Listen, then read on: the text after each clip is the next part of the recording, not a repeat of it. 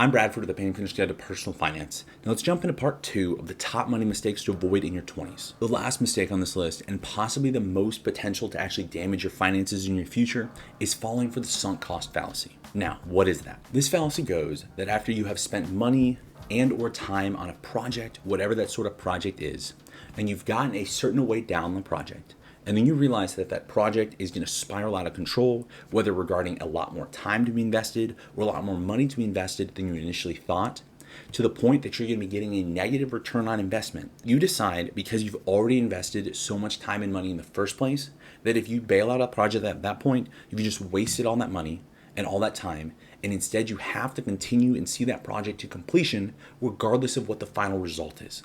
As humans, just as people, we hate seeing that our hard work and our hard money and our hard time that we've lost has just gone to waste. But that's where this fallacy is most critical.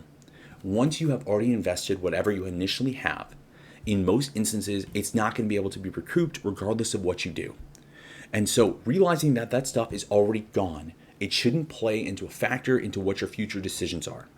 If you've spent a lot of time and money on whatever it is, and then you see that by continuing down that, it's just going to become more and more expensive, and whatever the end result is not going to be worth it based on what you had initially started, you're going to be much better off cutting your losses at that point, pulling your money out, taking your time and investing it somewhere else. And yes, you're realizing that whatever you have initially invested upfront is a total loss.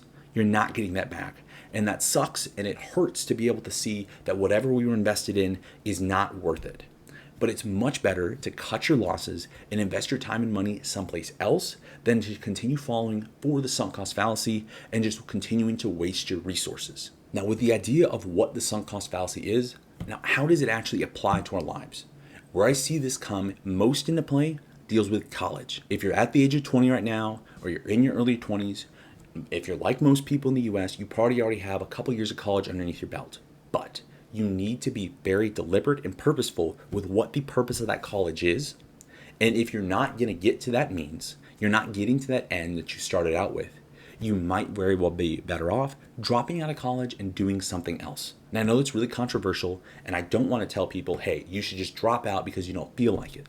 It needs to be a very deliberate, intentional thing that you're going through and deciding, okay, this is going to get me that return on investment that I wanted.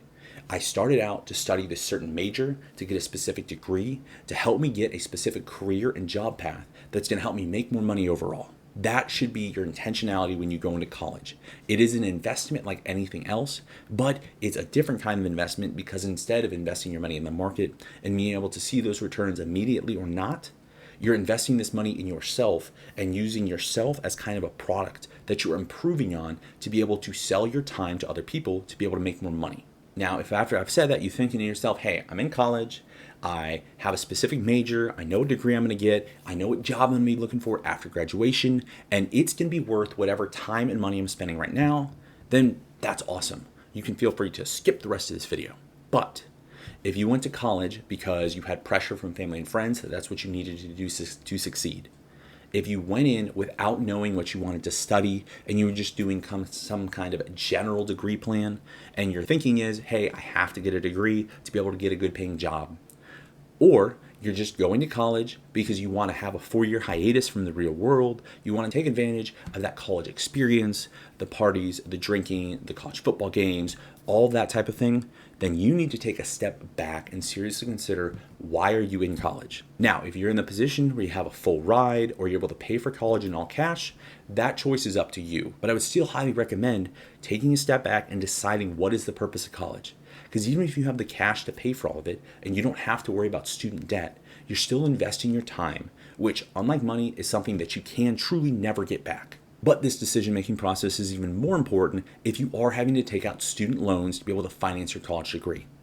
We see that almost half of students that start a 4-year plan never graduate in the first place.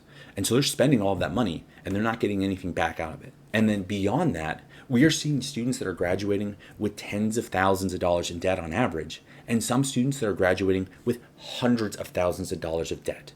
Now, I realize that on the high end, a lot of those deal with very specific degree fields, specifically with medicine, where they are going to be having a much higher earning potential.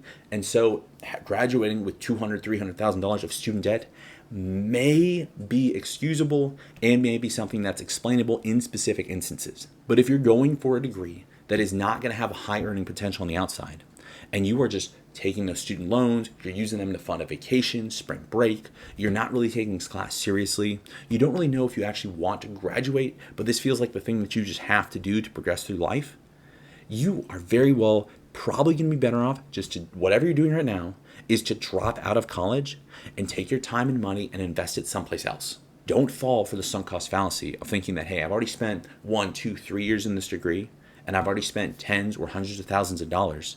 If I don't graduate, even though that graduation, that degree isn't really going to help me, if I don't push through to the end, I've just wasted this time. The time that you've already spent and the money that you've already spent cannot be recovered.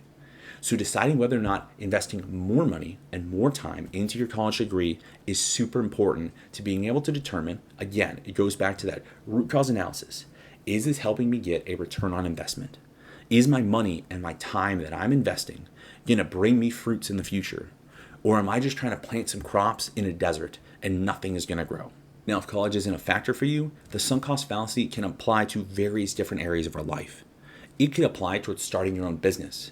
If you're just ramming your head into a brick wall trying to start a business and you're not finding any success, and you're not changing your plan of attack to try to make it successful, you're not seeking out people that you can have as advisors and trying to figure out every potential option, and you're just trying to start a business, it's potential that you're starting a business that nobody wants. There's no need for it. And so if that is your avenue of what you're trying to do, then it's not going to be successful no matter how much time and effort you put into it. And even though it would hurt, it would suck to have to stop and try to recalibrate and go in a different direction, that is going to be the better decision, both in terms of your time and your money. And again, the sunk cost fallacy can apply to anything. It could be at a dead-end job that you're working at. It could be at a job that you're working at on a specific project that you're analyzing. Making the decision to cut your losses and reinvest someplace else is one of the hardest decisions to make. But it is the decision that is going to make you better off, even though it's going to hurt in the short term. Long-term you is going to be much more appreciative of it. The bottom line with the sunk cost fallacy is that sometimes it's just better to cut your losses and move on to something else. Now, these 6 mistakes that we've covered in the last video and this video, they're not all the possible mistakes that you can make with money. That list is truly infinite. But if you're looking for specific tips and techniques on how you can actually best maximize the money that you have and make it grow for you, make sure you check out our Finance 101 playlist. Thanks for watching, and from your first penny to your first million, we're here to help.